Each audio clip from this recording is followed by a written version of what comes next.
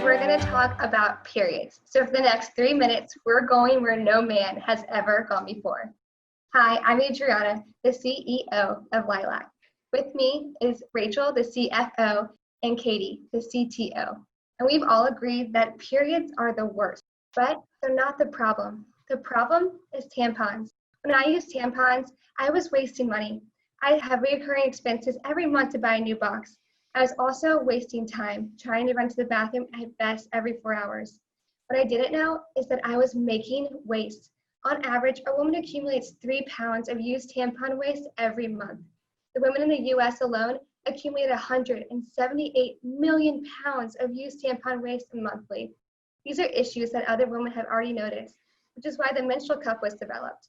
It can be worn up to 12 hours at a time, and one can last you up to 10 years. Also, it's zero waste. The issue is the only way to insert and remove it is with your fingers, and women don't want their fingers to be their applicator or their cleaner. That's why Lilac is developing accessory products to the menstrual cup that help assist with inserting, removing, and cleaning the cup so that we can bridge the best features of tampons and menstrual cups. Rachel will tell you more. Looking at our target market, there's 60 million American women aged 18 to 24. Within this number, there's about 12 million eco-friendly women, and within that number, there's around 9 million tampon users. This is Lilac's target market, as we're looking for women that are open to potentially changing their period product of choice. They're looking for a sustainable option, and they're already accustomed to the insertion process with their current period product. Within this target market, we're projected to capture a conservative 0.5 basis points of this target market in our first year, as this is our soft launch year. Going into the income statement, you'll see that the revenues generated from the first year soft launch amount to about $13,000. Subtracting all of the expenses for the first year, we will arrive at a net loss. However, this will quickly change in coming years due to our revenue model. As you can see, in the first 2 years, we are focused on web sales, the first year being our personal connections in our soft launch, the second year being a marketing push, and lastly, in the third year, we will transition into licensing with a trusted menstrual cup brand. That will really launch Lilac towards profitability. Next, I'll leave it to Katie to discuss the capabilities of our team. Lilac is more than capable of getting a product on the shelves. With our background in entrepreneurship, finance, and engineering, we have the skills necessary for success. We have advisors from our university's business, nursing, and engineering departments, and mentors from Lockheed Martin and the Department of Defense, and they have provided us with guidance along the way. This guidance is not exclusively from women, because men are involved in our mission too. Tampons may be a problem for women, but waste is a problem for the world. Thank you. Thank you, Adriana, Rachel, and Katie. What a great presentation. I loved what you offered regarding the finance and technology aspects of the product. But what I want to hear more about is the product itself. It's quite innovative. I'd like to know more about the size, the application, as well as the process for FDA approval for something like this, and also where you are with respect to patenting. Before COVID-19, we did have access to printing facilities to work on prototyping. We're on prototype number 26. And our device itself is reusable. Like I said, it's an accessory product, so it's durable with the same life expectancy as a menstrual cup. So we wanted to last around the same amount of time menstrual cup would to keep the purchasing same for the customers. In terms of the actual design, we've put off getting a provisional patent at this time because we want to make sure we have the right lingo and the right amount of prongs or however we're going to do it before filing for that, because we don't want to lose our spot in that 1 year span we have before we get the non-provisional. So we're kind of keeping the designs under wraps right now until we have that protection. Thank you, Adriana, Rachel, and Katie. You are clearly targeting a growing environmentally friendly segment of this market. You talk about a 3-year plan. Is your plan in the long term to be acquired by a firm that produces the cup, or how are you thinking about a long-term plan? Currently, we are focusing on licensing in year 3, and obviously as time progresses, we will kind of revert back and see how we feel about moving forward, about potentially being acquired or how we want to move forward. But right now, this is our current direction, and that's where we're looking in the future, but we are open to potentially changing in the future. Thank I'd you. also like to add that we're making sure that whoever would acquire us would maintain the same mission and values as us. And already when we talk to people who've loved our idea, they've tried to turn it into a disposable product. So making sure that they're still consistent with the sustainability of our line. Each year, 1 trillion plastic bags are used worldwide. That's nearly 2 million bags per minute. These bags pollute our planet for over 450 years. If only there was a convenient and effective solution. Hi, I'm Amy. And I'm Hafsa. Meet Solupal, the new norm for shopping bags. Our bags are non-toxic, biodegradable, and water-soluble. Here's a sample of our bag that will dissolve in water. We will revisit these later. Solupal bags are made of polyvinyl alcohol, or PVA, a material most commonly used in laundry detergent pods. We have selected Monosol, a manufacturer based in Indiana, to produce our bags. Solupal's competitive advantage is both convenience and eco-friendliness. Plastic bags are low in price, but have detrimental effects on the earth. Reusable bags prioritize the environment, and yet 40% of shoppers forget to bring them to the store. With Solupal, bags are conveniently provided at store checkouts and easily disposed of. With retailers realizing the need for more sustainable practices and over 400 US cities banning plastic bags, Solupal is the solution that both retailers and local governments are seeking. Retailers including Target, Walmart, and CVS recently launched their Beyond the Bag campaign, seeking to reimagine the plastic bag through an accelerator program that aims to implement the best solution into retail stores. Solupal's application for this program will be reviewed in the coming weeks, and we anticipate this opportunity being our gateway into large-scale retail. Our current market opportunity in our home state of Minnesota is 18,000 retailers, and with over 500,000 retailers across the US. We have already entered the domestic market with our boutique Spoils and Wear. Additionally, a need for our product in international markets was established when we were approached by a distributor in the Philippines. They are currently facing a major plastic pollution crisis and are actively seeking solutions like ours. With our partnership, Solupal anticipates selling a minimum of 100,000 bags each month to be used in sports stadiums, grocery stores, and shopping malls by the end of 2021. This allows us to test our product in a viable market, gain product feedback, and lower our per unit cost to better enter our US market. To date, we've acquired $14,000 in seed funding, presented Solupal to the environmental ministers of North America, and spoke with the CEO of Recycle Across America to gain insight on the plastic industry at large. We believe that change is a choice, and it's our choice to create change. Now, looking back at our samples, with Solupal, we can say cheers to a cleaner tomorrow. First of all, that was a great presentation. I really enjoyed it. I did not know what the bag would look like. It's actually quite attractive. So good for you. My question is the business model. Can you talk a bit more about how much the bags will cost and what the revenues will be, and really march us through that? And also, aren't you worried at all about when it rains, somebody's bag disintegrating? So 2 questions there. Yeah, no, those are 2 very good questions. Just to start out with our bag, yes, rain has definitely been a question that comes up pretty often. Our bag, the second it does, get in contact with water, it does start that dissolving process.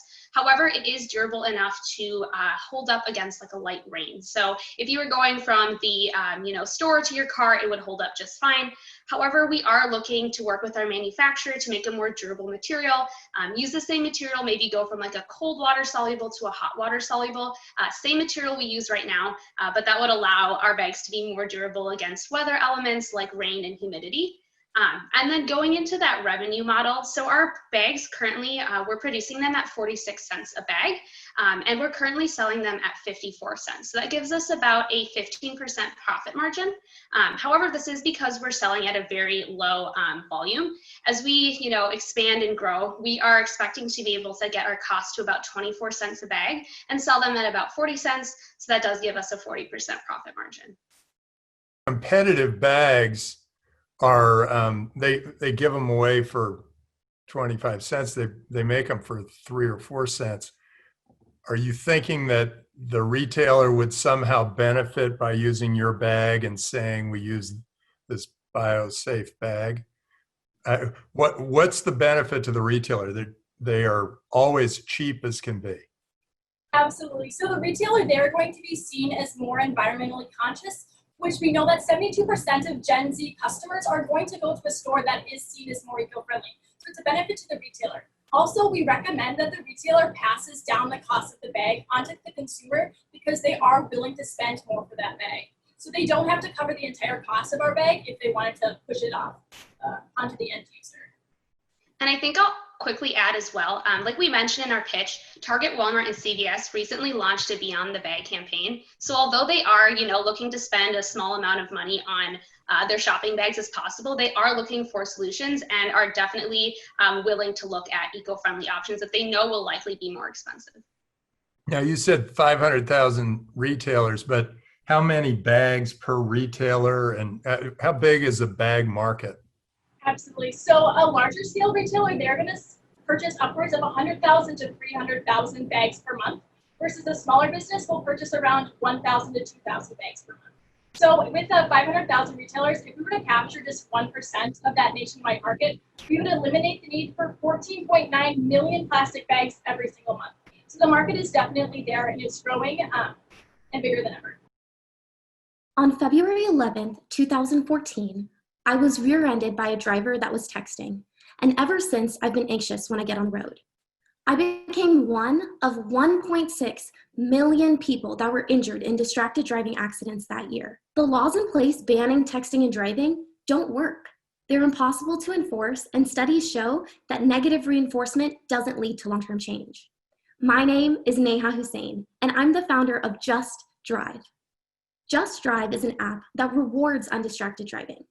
The app detects when your car is moving and begins racking up points. You get a point per minute for every minute of undistracted driving, and these points can be redeemed for coupons and gift cards to local shops and restaurants, as you can see here. By a show of hands, how many people wish their car insurance bill was lower? Just Drive is working with car insurance companies to provide discounts for drivers who use the app. We plan on targeting the age group of 16 to 34, as they have the highest rates of distracted driving accidents. Within that age group, 67 million people have smartphones and driver's licenses. Statistics show that 30% of people in that age group are active coupon users, which becomes our total available market. And we plan on capturing 5 million of those to be our market share, which would lead to 5 million app downloads. Data suggests that 25% of people who download apps use them more than once. So our active user base becomes 1.25 million. So I know your next question is probably, okay, Neha, but how do you make money? We partner with local businesses and we charge them $1 per coupon redemption. In year one, we estimate to have 10,000 downloads and 2,000 redemptions for a loss of $8,800, but we plan to break even in quarter one of year two. Our team is small but mighty, and we are working actively to grow to meet our needs and get our resources that we need. I'm extremely passionate about this issue. I was a victim of distracted driving and a creator of the solution that I truly believe will make distracted driving become an issue of the past. Just Drive appeals to drivers of all ages, using incentives, discounts, and safety, unlike other apps on the market that use more of a controlling mechanism for young drivers. We had a beta test launch for 1 year in Dallas, Texas, where we wanted to see how our users and our customers interacted with our platform. We had over 1,500 downloads and over 1,000 hours of undistracted driving recorded. If Just Drive wins this competition, you'd be helping us save 10,000 lives from potentially fatal car crashes by 2021. So let's do the world a favor and just drive. Thank you. Love this. Love the insight. Sorry for the insight, but love that you're building it from something that happened to you and how you're trying to solve it for so many. Question for you. Part of this will be about marketing and getting this to the young drivers. How are you thinking about your marketing plan and your spreading of this? Absolutely, and thank you so much for your kind words. I plan on having a two-pronged marketing approach. One is having a hyper-local focus. So right now I'm focusing specifically in Dallas and expanding that market to completely saturate it. Then I plan on doing pop-ups at different colleges and high schools so that I can have brand ambassadors at different universities so that they feel empowered themselves to spread the word to their university students. I often think about partnering with universities themselves and seeing how that works, but oftentimes it takes a lot longer than partnering directly with the students. So right now our plan is to partner with student ambassadors. Well, it's unfortunate the way that you came to this discovery, but thank you for your research. As you mentioned, obviously, drivers could not be distracted by advertising, so it does raise the question of how you plan to generate money from this venture. You did mention the redemption of coupons. I'm wondering what other avenues through which this could generate income and whether or not there are competitors in this market, because there are several new technologies related to driving by some of the larger technology-driven companies such as the Ubers and DiDis and others. Absolutely. So to answer the first part of your question, there are competitors in this space. A lot of them use like parents to control the rewards. So basically they will tell the parents to upload some sort of incentive, and then the younger driver will get the reward after completing a specific task. So that's one of our biggest competitors. And oftentimes the younger drivers don't like that because it seems like a micromanaging from the parent side. And our app has incentives that will appeal to different demographics, whether that's the escape room or whether that's different pizza places or phone fixing screens and things like that. Additionally, for the revenue side, we also have thought about geo-targeting. So once someone has stopped their drive, we can be like, oh, you're near this place, you have 100 points, would you like to redeem this coupon? And the companies could pay extra for that, as well as paying extra to be higher up on our coupon list, as well as data monetization. Obviously, privacy is a huge concern there, but there's a lot of great data that we're getting from whether they stop often or not, or what places they recur. So we're using our driver data with obviously a lot of concern with privacy, but the data monetization is on the table as well. Hi, my name is Emma Butler and I founded Intimately. About a decade ago, my mom became disabled. And when she was looking for disability fashion for her new body, she only found ugly and medicinal clothing. She described the experience as dehumanizing. But my mom's not alone. In fact, 600 million women worldwide have some sort of disability that affects the way they dress. Forbes predicts that by 2024, the global market for clothing for folks with disability will be about $400 billion. That's more than the clothing market for teens, but why is no one talking about it? I founded Intimately to create functional clothing that my mom could actually get on that was also fashionable. Our first step is undergarments. Bras with their little J-hooks and traditional underwear, putting it one leg at a time, just doesn't work for so many women, whether they are wheelchair users, have limited mobility, or limited dexterity. So we're using the newest fashion technology and proprietary technology to completely rechange and reform the way that these garments are put on. So not only do we have this aspect, this leg up in the technology, the innovation technology that we're working to get patent, but we're also showcasing women with disabilities in the light they deserve as sexy, attractive, desirable women, and including them in a fashion industry that has forgotten them for the entire time. I'm also super excited about the community section that we're launching.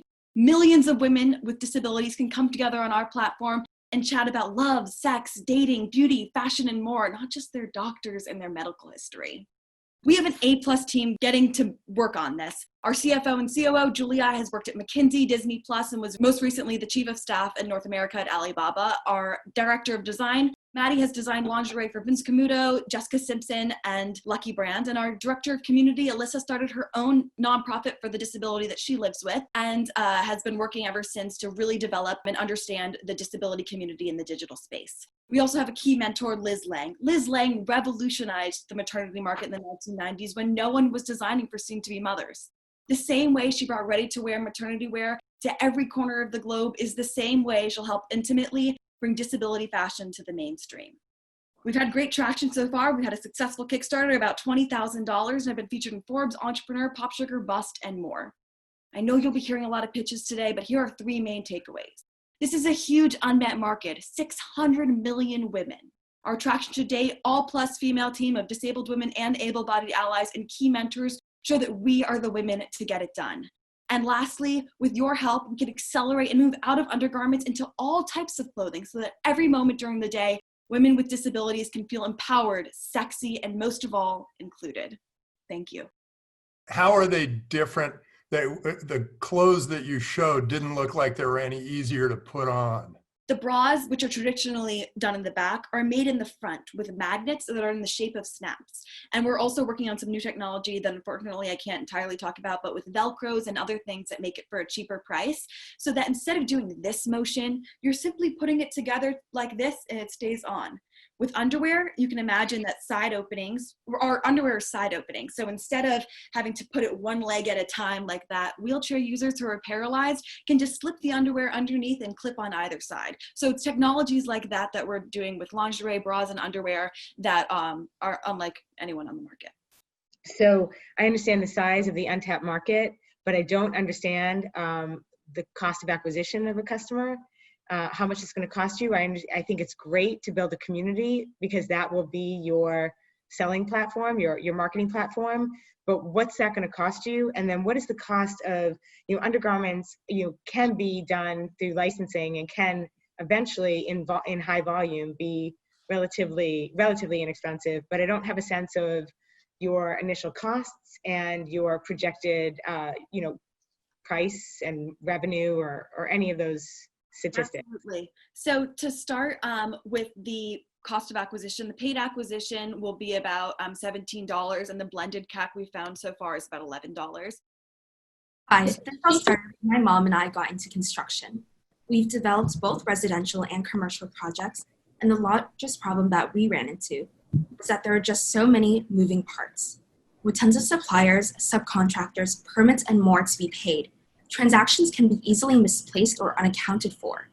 This makes it so that the project is inefficiently executed and way more costly. My name is Chichu Wu, and our venture Block is a blockchain-powered, user-friendly interface that helps developers, contractors manage records and avoid miscommunications. By using blockchain technology, our service provides trust through our immutable record system, offers a single source of information to reduce resources and confusion, and also streamlines the construction process with its smart contract capabilities. It's quite simple. For example, when lumber is delivered from the supplier, if the contract is met and approved, the payment will be automated and recorded on the block.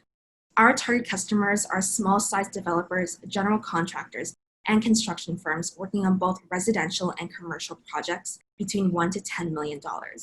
In our first year, we anticipate 1,500 projects using Block each month, or 0.2% of our target market. Block has a $35 per month fee per construction project paid by the developer. As a software service company, we're expecting a yearly projected growth of around 25% and consistent costs. That means we expect a profit of $170K in our first year, around $300K in our second year, and $500K in our third year. In order to capture this market, we plan on partnering with the American General Construction Association to gather more market research and advertise our service with credibility. In terms of our business-to-business marketing strategy, we will be conducting direct sales pitches to target customers, running social media campaigns, and creating a clear, informative web page containing a demo feature that will allow customers to visualize our technology, as well as a training video that will make our software easy to adopt and understand. Throughout this launch process, we will be using data analytics to better understand our customers and consequently adapt our marketing strategies if needed. We are a team of women with blockchain, construction, and finance knowledge, as well as strong technical skills in computer science and data science. Also on our team are our mentors, Shira Frank, the co-founder of Maven Lab, blockchain research company, and Evan McMullen, the head of entertainment at Consensus, a global blockchain software company. Both are leading blockchain industry experts. We ask for your feedback and support on our mission to transform the construction industry. Thank you so much. This is impressive, and I love the application of blockchains. A couple questions. I'd like to, really two things. I'd like to understand where you are in the development of this. And then secondly, one of my concerns is that yes, I think the fact that it's an immutable record and a single source is important, but you say it does not replace project management software and it does not replace accounting software. So most construction projects use those two things. So will people be interested in having yet a third thing, which could be somewhat complex? So those are my questions. Thank you so much for your questions.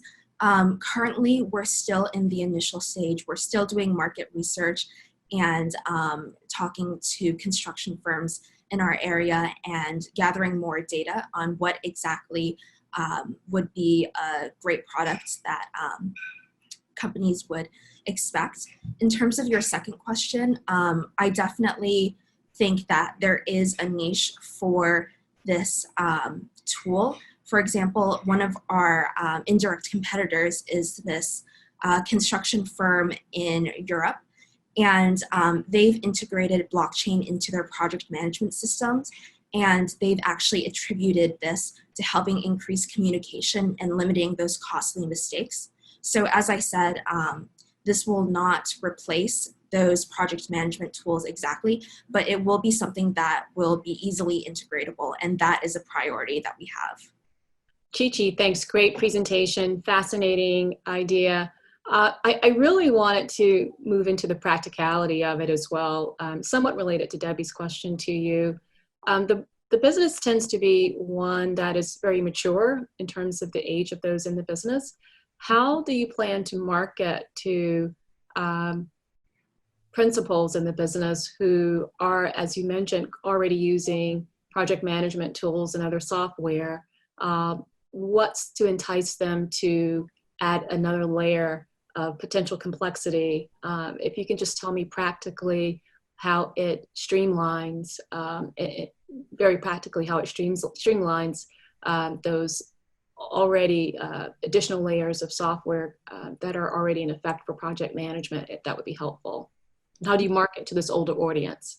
I think something that we're trying to do is to really show how our service is going to be really easy to understand, really easy to use, and will be something that will integrate easily into existing systems that they already have.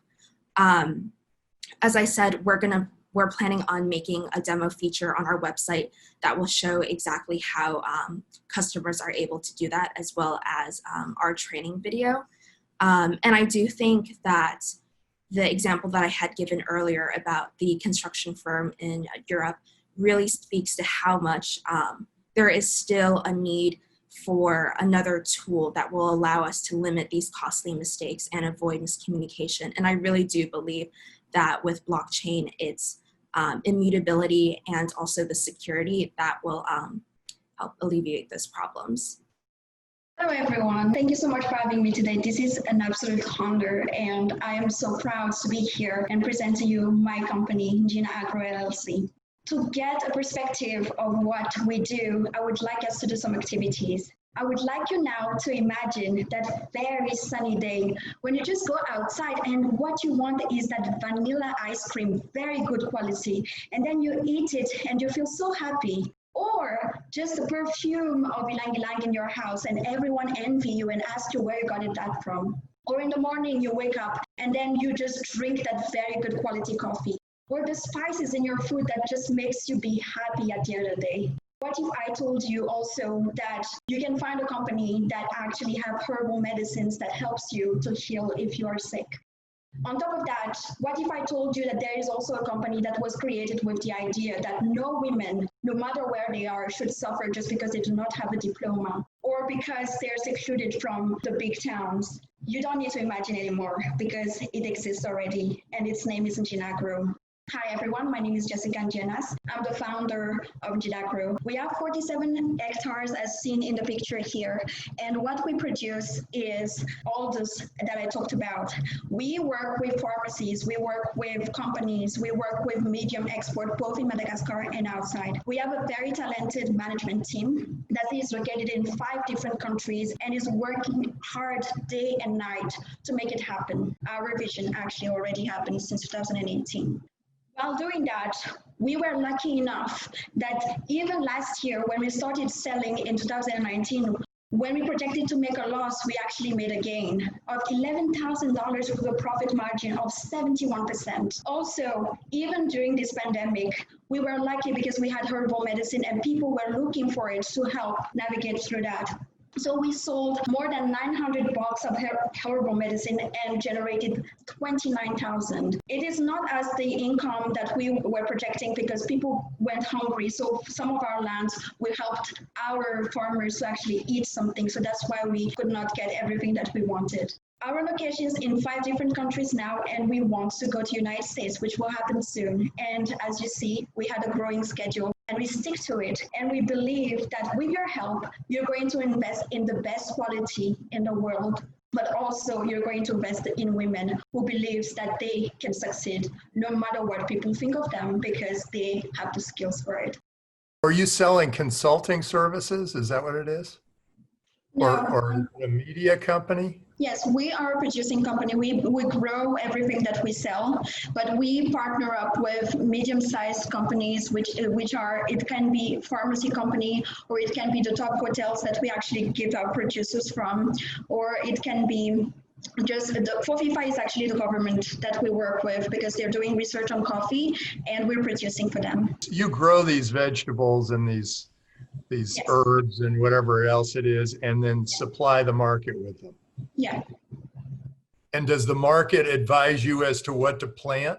We do it based on what is very specific to Madagascar, because we know that that will give us advantage. For example, vanilla, Madagascar is the top exporter of vanilla in the world. Coffee is very good quality in Madagascar and a lot of countries want it. Also herbal medicine, 85% of them are only found in Madagascar. So based on that and based on the demands that we get from international companies and also in Madagascar, we provide it that way. I'm just trying to understand how many CPUs, how many different products you sell, and how do you decide what you're going to sell? So is it you get a request from you find a customer, you tell them the range of products that you can make out of the crops that are being grown in that country at any time, and then you make, I'm just trying to understand. Yeah. Yes, so it's a mix of both. For our herbal medicine, it depends on what we see, the pharmacy that we work with. So we consult with them, we say, what are you looking for? We also consult with companies here, and they're asking, this is a list of what we're looking for. We're willing to pay X amount of dollars for it. Can you produce it? So we produce that. When it comes to vanilla, we're looking into the market internationally, and based on what we're seeing, then we grow it. Given the choice of an expensive disposable sanitary pad or free leaves, rags, and ashes, which feminine hygiene product would you choose? Sadly, this obvious choice is not even an option for 500 million menstruating women around the world. However, the problem isn't accessibility, it's affordability. Growing up in New Delhi, India, I often witnessed teenage girls being forced to drop out of school and their mothers unable to work because they couldn't afford to buy feminine hygiene products. The problem is very real. Meanwhile, millions of tons of textile waste from the fast fashion industry ends up in landfills every year, making circular economy in the textile industry the need of the hour. My name is Angela Peter, and I founded Empath to address these problems. I drew from my childhood experiences of wearing factory reject clothing and now my engineering training to design a reusable sanitary pad that is made from free to very low-cost textile waste. Unlike disposable pads, Empaths can last up to 3 years, which lowers the cost per usage by at least 8 times. This sustainable innovative product won the 2019 Global Grand Challenges Summit held in London. Empaths also uses an innovative business model to further minimize our infrastructure costs. We plan to sell our products in bulk to various NGOs and thereby eliminate traditional consumer sales and distribution costs. In the first year, we plan to partner with 2 NGOs to distribute 350,000 packages to schoolgirls in the city of Ahmedabad in India and generate a revenue of $1.2 million. And to do so, we will employ 104 unskilled women who are working with our partnered NGOs' livelihood programs. By year 5, we hope to partner with 12 such NGOs and create employment opportunities for 1,042 such women from neglected communities. These cumulative efforts will amazingly allow our female end users to acquire a product free of charge. Empaths can thus successfully compete and displace the free leaves, rags, and ashes. As a founder, I have a love for sustainable engineering and an undying passion to improve women's health in rural India. I'm currently advised by Dr. Mary Struso, who holds a PhD degree in textile and apparel design. Our ongoing recruitment of our team will ensure that Empath is a success. Please join me in implementing a solution that is long overdue by solving the issues of period poverty and textile waste while empowering the lives of millions of women. I like the fact that you're thinking big. You know, I like the fact that there are millions of dollars that you're talking about and millions of women. So kudos to you for that. I also think that this seems like a practical solution, which I also like.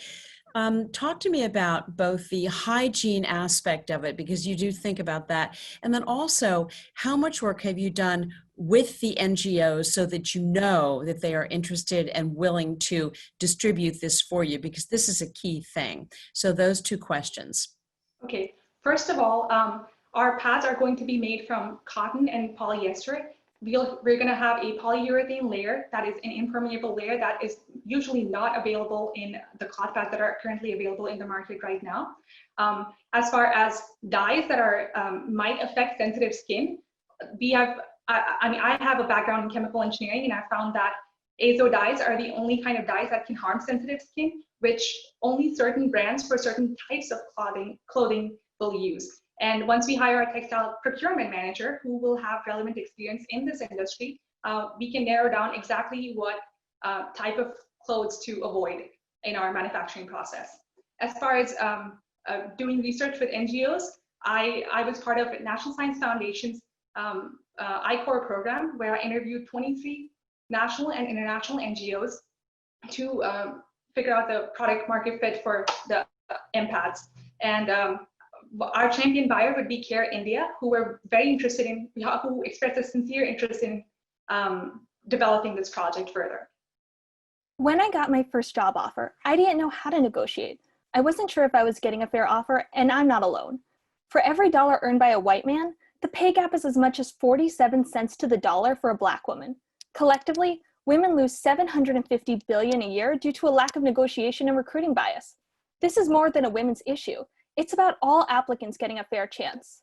On the flip side, companies struggle to hire and retain a diverse workforce.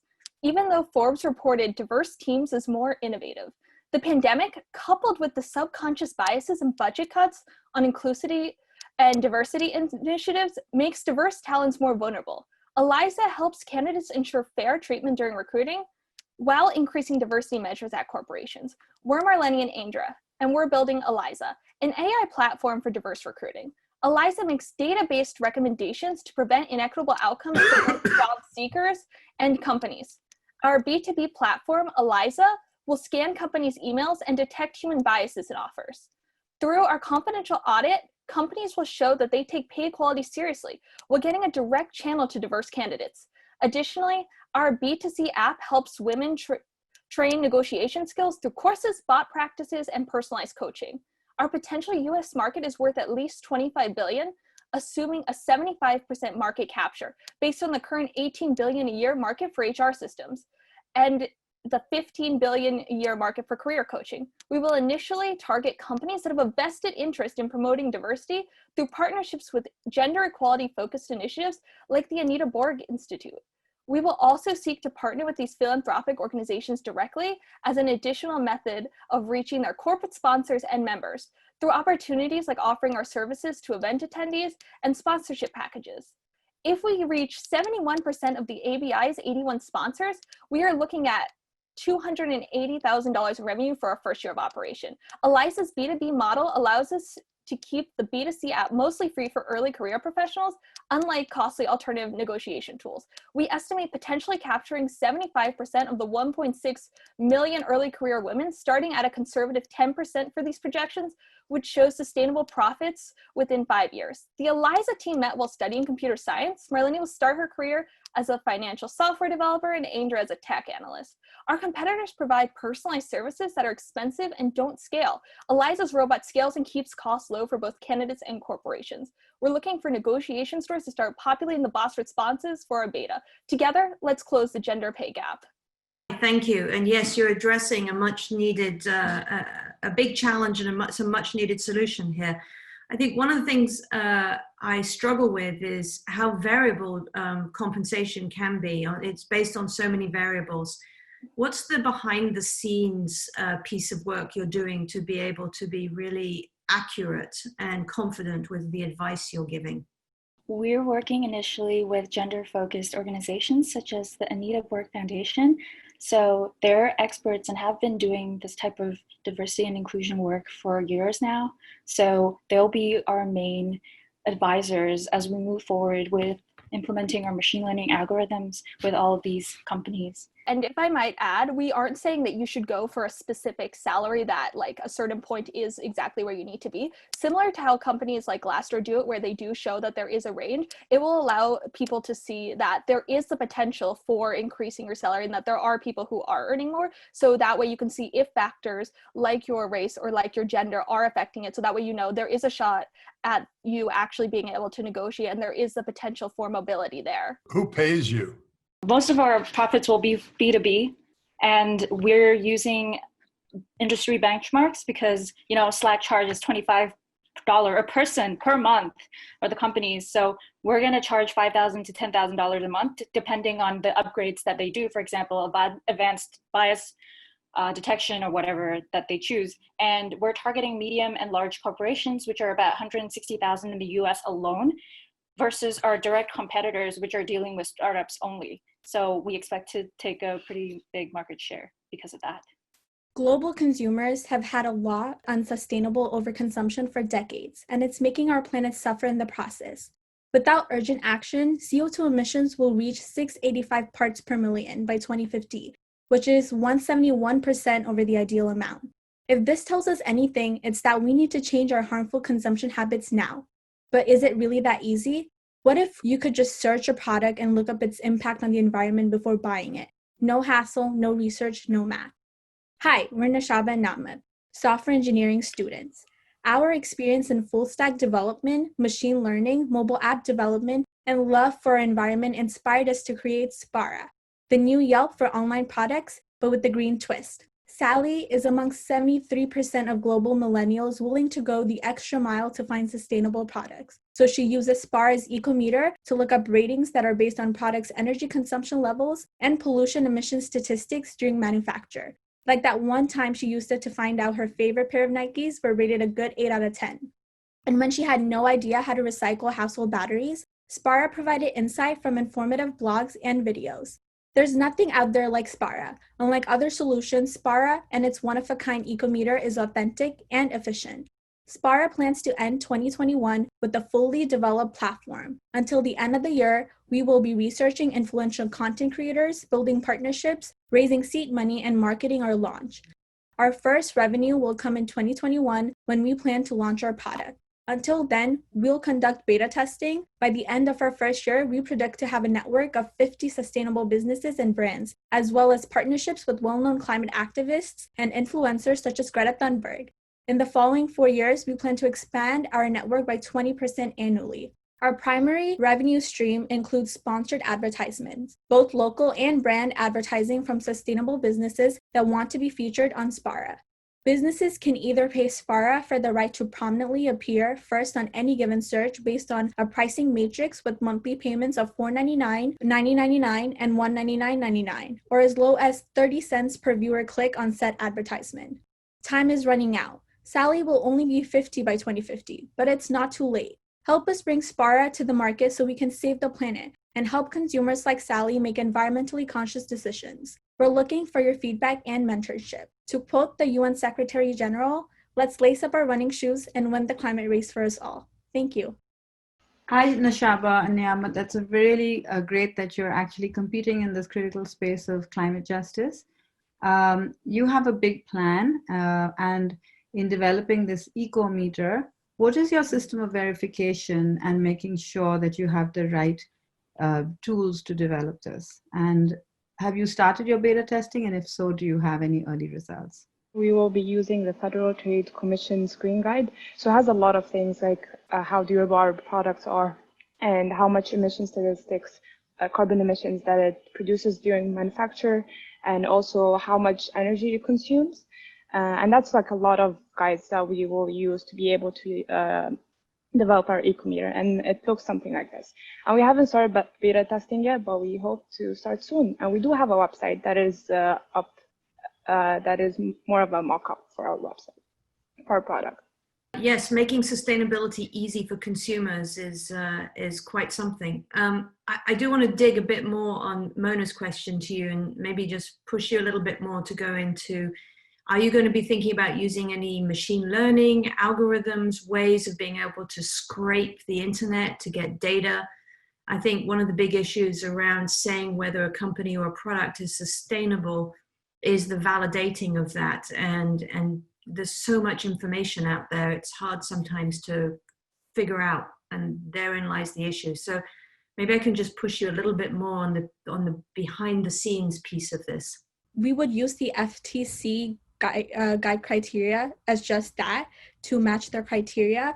But we've also been researching databases. So there are already existing databases that have the necessary information that were verified by experts. So we plan to use those databases to help gauge or to help assign these scores to these products. But like we said, their information can be manipulated with technology. So as we expand, we will expand our network to products where we ourselves can hire experts to go and actually get the data ourselves. So that is a future plan. But for now, since due to the lack of revenue or investors, we would just use existing databases that have been verified by experts already and post those product informations on our website.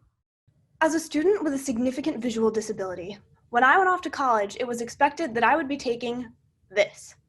This device, called a CCTV, is the current gold standard in vision assistive technology. It's also almost $2,300.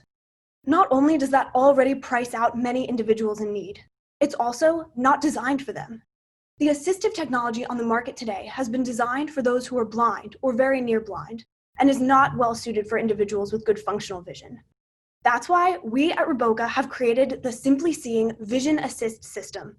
This system combines an image adjustment app with external lenses to bring clear vision to all individuals. The image adjustment app allows users to create personalized presets, which will empower them with the flexibility to set the app for use in any situation, from reading a medication bottle to seeing a faraway animal at the zoo. While our algorithm will help them determine the best settings for any situation, they will continue to have control to tweak adjustments as needed. Additionally, we plan to offer a kit of external lenses to enhance the camera's capabilities for close-up and distance viewing. With a total addressable market of $1.5 billion a year, our app will be available for download on the App Store and Google Play. It will be initially free, and subscription-based upgrades will be available to allow users to save more personalized presets. The lens kit will also be available for purchase through the app or on our website. 40 million Americans have low vision, and we expect to capture 10% of that market overall, with 1 million users in the first year. Based on a $3 per month subscription, we expect first-year revenue to be $36 million, with costs not to exceed $30, creating $6 million in first-year revenue. And we won't stop there. This technology has the potential to expand far beyond individuals with diagnosed vision impairment, and we expect to largely replace reading glasses for older individuals, an estimated $54 billion market by 2026. And these are the people who are going to make that happen. I'd like to introduce our team. Myself, the founder, lead engineer, and resident customer experience expert, but I could never do this alone. Here you see just a part of our amazing team of advisory board members. From concept to successful launch, clinical practice to systems development, our team has a proven history of success. And now we're taking on this challenge to change the way the world sees. Please help us take Roboca to the next level so that every person can simply see. Thank you. This is obviously a very needed product. But question, the numbers in terms of what I saw in your presentation and heard you say, we sold on the App Store for between $3 and $6, but what will the lens kit cost? It seems as though that would be the primary source of revenue. That was unclear to me. And you've got huge numbers, so you've got to give us some validation here. We expect the lens kit to cost between $300 and $600. That depends heavily on the cost that will end up being associated with manufacturing each kit, and which is dependent upon the materials that we will choose. And so the numbers, yes. So there are 40 million Americans in the United States with low vision. But because we have chosen a relatively conservative initial target market, we felt that we could choose, conversely, a much larger market percentage. This really has the opportunity to impact even every person over 40. That's almost half the United States, upwards of 100 million people. And so as a result of that, we believe that our numbers are reasonable. It's a big, ambitious plan. And what is your research plan, and who is actually developing this technology for you?